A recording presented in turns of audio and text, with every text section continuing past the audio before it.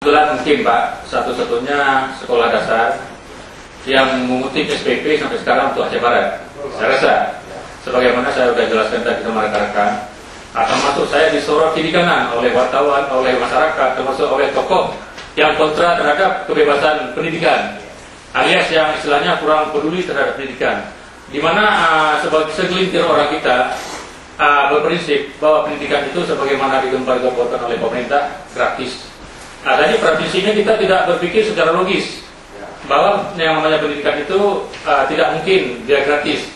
Soalnya di mana sebagai dikatakan tadi bahwa dana BOS itu hanya cukup untuk 2 minggu dalam sebulan, ya ibarat penghasilan kita sehari-hari. Jadi dalam hal ini kami atas nama komite sekolah seluruhnya maunya menghimbau ya dalam hal ini khususnya kepada Dignas supaya tidak terlalu istilahnya menjadi corong pusat, di mana pusat telah merancang mungkin kata-kata Pak Yusuf Kala ya by Mendiknas Sudibyo mengatakan bahwa sekolah itu gratis. Jadi marilah kita pilah-pilah. Kita bisa menganalisa sendiri saya. Kita jangan mengambil tolak ukur di pusat sana, di mana di pusat kalau di Jakarta PAD-nya mereka cukup tinggi, di mana sekolah-sekolah itu bisa disubsidi.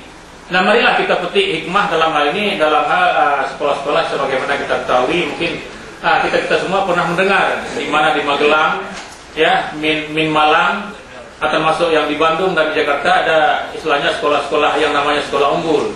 Itu diunggulkan bukan oleh pemerintah, tapi dari wali murid sendiri yang mengunggulkan sekolah tersebut. Di mana wali murid peduli terhadap pendidikan, mereka menyumbang. Sebagaimana dikatakan tadi, dalam hal menyumbang itu tidak mesti fokus, istilahnya tidak kita tetapkan suatu standar.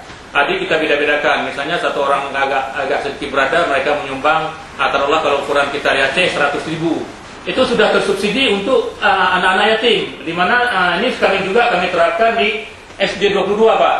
Kami SPP di SD 22 itu, istilahnya uang iuran BP3, uang iuran komite itu tidak kami tetapkan. Untuk anak yatim kami bebaskan. Untuk fakir miskin asal ada surat tidak mampu dari kepala desa kami bebaskan.